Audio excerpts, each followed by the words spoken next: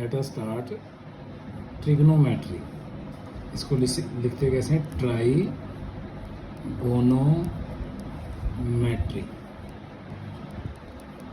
ठीक है, it is a combination of 3 words, trigonometry.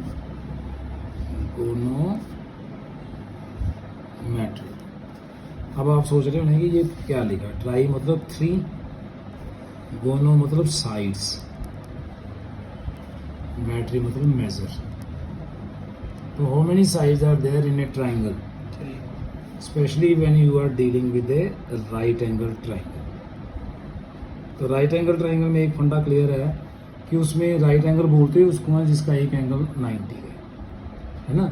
If there are 3 angles and one of the angle is 90 degree, तो what about rest 2 angles? Suppose ये triangle ABC है, इसमें angle B कितने का लिख दिया मैंने? 90। और A एंड C क्या हो गए फिर? ये हो गए acute angles. You know what are acute angles? क्या होते हैं अक्यूट एंगल्स?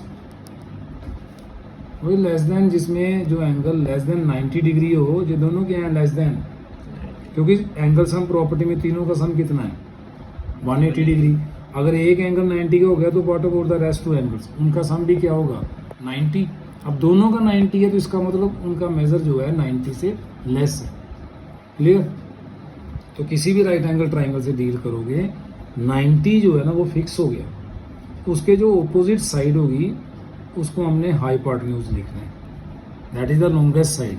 90 आपने 9th में पढ़ा था, side opposite to greater angle is greater, कि बड़े एंगल के सामने वाली साइड हमेशा बड़ी होती है। क्लियर है? तो अब रह गया आपके पास 2 एंगल। अब कई बार क्या होता है, हम ऐसे देखते कहते सर ये परपेंडिकुलर और ये बेस है। ऐसा कुछ नहीं है। हम ट्रिग्नोमेट्री में यही तो डील करेंगे कि कौन सा परपेंडिकुलर होगा और कौन सा बेस होगा, क्योंकि हाइपोटेन्यूज मिल गया 90 के opposite. Suppose we are dealing with angle C। अगर एंगल C से डील कर रहे हैं तो इसके ऑपोजिट जो साइड होगी ना, दैट विल बी परपेंडिकुलर। वो क्या किसका काम करेगी? परपेंडिकुलर। उसको हम परपेंडिकुलर बोलेंगे। ठीक है, मतलब एक होगी opposite to corresponding angle, opposite to corresponding angle. एक होती है एडजेसेंट। अब एंगल C के एडजेसेंट कौन सी होगी साइड? बता सकती हो? देखो एंगल C के ऑपोजिट तो ये वाली होगी, इसको हमने क्या कह दिया? परपेंडिकुलर। अब जो तीसरी बची वो उसके एडजेसेंट है, उसके बिल्कुल साथ में लग रही है, तो एंगल C के एडजेसेंट जो होगी वो बेस बन जाएगी। तो in this way you are getting 3 variables P, B एंड P। पंडित बद्री प्रसाद हरे हरे हो। ये इसको एक मेमोरी एड बन जाएगी, कैसे याद रखेंगे। इतना तो आपको पता है, P for perpendicular, H for hypotenuse, B for base, H hypotenuse, P perpendicular, B base. तो देयर आर 3 रेशोज बन गई आपके पास। हम इसको ऐसे याद रखते हैं, लेनी थी रेशो ये। ठीक है, तो इनको लिखना कैसे है? जैसे पंडित बद्री प्रसाद हरे हरे बोल, सोना चांदी तोड़।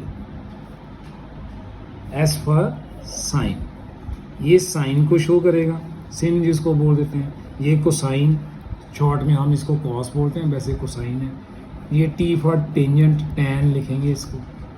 ठीक है, तो साथ में ना एक शब्द लिखा होगा आपने, थीटा लिखा होता है। थीटा मतलब, theta is the name of nick name, angle का निक नेम है। तो जैसे कॉरेस्पॉन्डिंग एंगल हो गया ना, अभी मैंने बताया साइन ऑफ थीटा, इसको पढ़ते कैसे हैं? साइन ऑफ थीटा, इसको कॉस ऑफ थीटा, इसको टैन ऑफ थीटा। तो साइन ऑफ थीटा जब भी आए तो what is the meaning of sine? Sine mean it is the ratio between 2 sides. Cos मतलब ratio between 2 sides but with respect to this angle theta. Tan ये भी ratio between 2 sides है, but this corresponding angle इसका theta है। Theta decide करेगा कि which side is perpendicular. ठीक है, तो यहीं से फिर हमने लिखा ना P over H that is sine, B over H cosine, P over B tan, जिसको टेंजेंट कह रहे थे। ये तो थी 3 रेशो सीधी सीधी।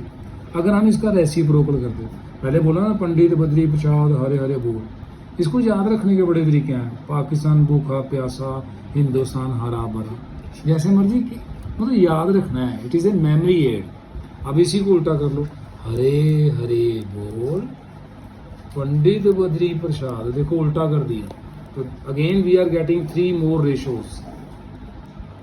तो there are how many ratios, 1 2 3 4 5 6। तो इनको बोलते हैं 6T रेशियोज। क्या बोलते हैं इनको? 6T ratios. ये ट्रिग्नोमेट्री में सबसे इंपॉर्टेंट पार्ट है। तो कैसे, अगर P ओवर H था तो हमने S लिखा, S फॉर साइन। अब यहाँ पे H over B, H over B, B over P लिखा, तो इसको लिखते हैं ना हरे हरे बोल पंडित बद्री प्रसाद, ऐसे याद करने में। और फिर लिखेंगे चलो स्कूल चलो, जैसे इसको लिखा ना सोना चांदी तोल, इसको चलो स्कूल चलो। तो इस सी का मतलब होगा कोसिकेंट, कौन सा थीटा?